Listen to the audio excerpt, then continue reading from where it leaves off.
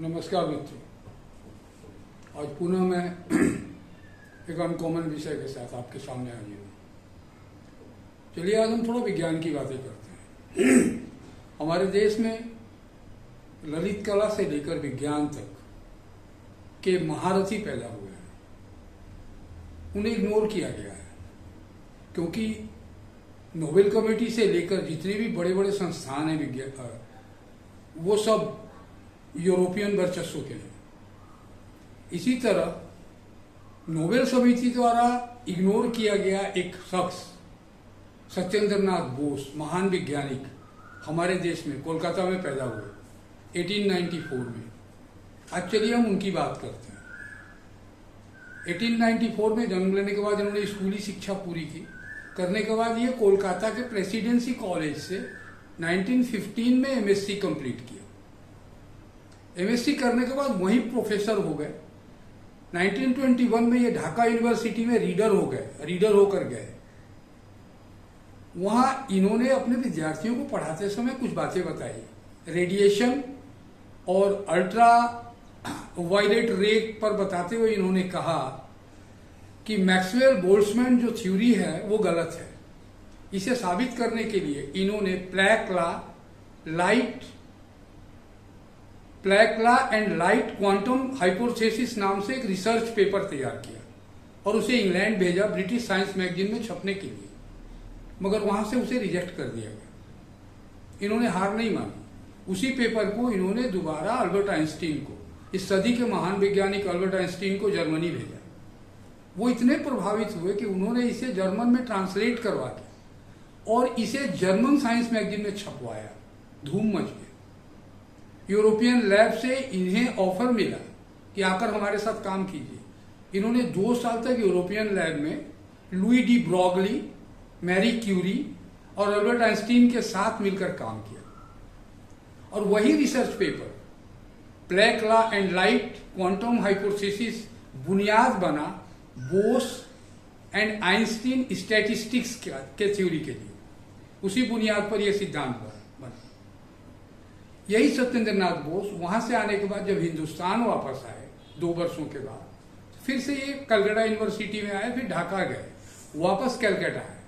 इन्होंने कई लेख लिखे। ये महान गणितज्ञ भी थे, मैथमेटिशियन भी थे और सबसे बड़ी बात थी कि अंग्रेजी, बांग्ला और संस्कृत के अलावा ये जर्मन और फ्रेंच में भी महारत रखते थे। आज की जो बात है, मैं दरअसल सत्येंद्र नाथ बोस के बारे में बताने के लिए ये एपिसोड में नहीं लाया। मेरा कहने का मूल बिंदु ये है कि 1956 से 1962 तक के मुखर्जी, डीएस कोठारी ऐसे 4 सज्जनों ने नोबेल प्राइज के लिए सत्येंद्र नाथ बोस का नाम नामांकित करवाया। मगर नोबेल समिति के जो एक्सपर्ट थे ऑस्कर क्लेन, उन्होंने साफ शब्दों में कह दिया कि सत्येंद्र नाथ बोस का काम का स्तर नोबेल के लेवल का नहीं है। दिलचस्प बात यह है कि उसी बोस एंड आइंस्टीन स्टैटिस्टिक्स के ऊपर रिसर्च करके 7 यूरोपियनों ने आज तक नोबेल प्राप्त कर लिया, मगर इस सिद्धांत को जन्म देने वाले सत्येंद्र नाथ बोस को आज तक नोबेल नहीं मिला।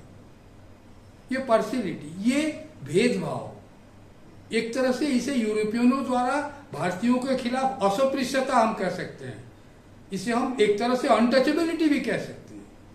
आज तक किसी ने आवाज नहीं उठाई। ऐसी कई घटनाएं हैं।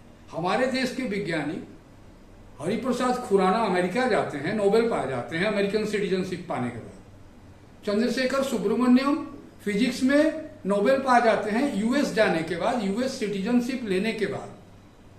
और हिंदुस्तान में इसके समकालीन थ्योरी देने वाले सत्येंद्र नाथ बोस, इतने महान वैज्ञानिक नोबेल से वंचित हो जाते हैं। जिनके थ्योरी को अल्बर्ट आइंस्टीन स्वीकार करते हैं, उसको नोबेल कमेटी कहती है कि ये हमारे लेवल का नहीं है। आखिर इसका विरोध क्यों नहीं होता? मैं अपने देश के नेताओं से, मुखियाओं से, जो हमारे देश के संचालक हैं, उनसे भी अनुरोध करूंगा कि ऐसी छोटी छोटी बहुत सी बातें हैं जो यूरोपियनों द्वारा भेदभाव का शिकार होकर गुम हो जाते हैं। ऐसे लोगों के नाम के लिए हमारे राष्ट्र के तरफ से एक प्रोटेस्ट आना चाहिए। मैं मानता हूं हमारी मजबूरी है आर्थिक, सैन्य और विश्व की जो परिदृश्य है, हमें विदेशियों के साथ मिलना ही है। फिर भी हम विरोध तो जता ही सकते हैं। और जनमत क्या कर रहा है? आज सत्येंद्र नाथ बोस को विज्ञान के बहुत से छात्र भी नहीं पहचानते। अगर इन्हें नोबेल मिला होता तो आज ये अनाम नहीं होते। यही मैं कहना चाहता हूं। मेरा मुख्य उद्देश्य इतना ही है कि सत्येंद्र नाथ बोस को अब से भी हमारी सरकार यदि चाहे तो बुलंदियों पर ले जा सकती है। उस समय उन्हें सर्वोच्च नागरिक सम्मान भारत सरकार ने दिया था, पद्म विभूषण। उन्हें राष्ट्रीय प्रोफेसर भी नियुक्त किया गया। 1974 में उन्होंने इस संसार से विदाई ले ली। मैं समझता हूं आज वक्त है, हमारी सरकार को भी सोचना चाहिए और देश के जनमत को भी, कि इतने महान वैज्ञानिक क्यों नोबेल से वंचित रह गए, इसका विरोध क्यों नहीं, और हम नोबेल को ही इतना प्रश्रय क्यों दें, हम क्यों नहीं उसका बहिष्कार करें। बहुत से साहित्यकारों ने किया है, फ्रेंच काफ्का ने किया है, हेमिंगवे ने किया है, हम भी कर सकते हैं। तो दोस्तों, एक जनमत होना चाहिए। राष्ट्र का भी दायित्व है, राष्ट्र के मुखियाओं का भी दायित्व है कि सत्येंद्र नाथ बोस जैसे महान वैज्ञानिक को हम फिर से उनके नाम को हाईलाइट्स करें, उनके बारे में ज्यादा से ज्यादा बोलें, उन पर कार्यक्रम करें और हम उन्हें याद करें। उनको नमन करते हुए आज की बात मैं यही खत्म करता हूं। नमस्कार।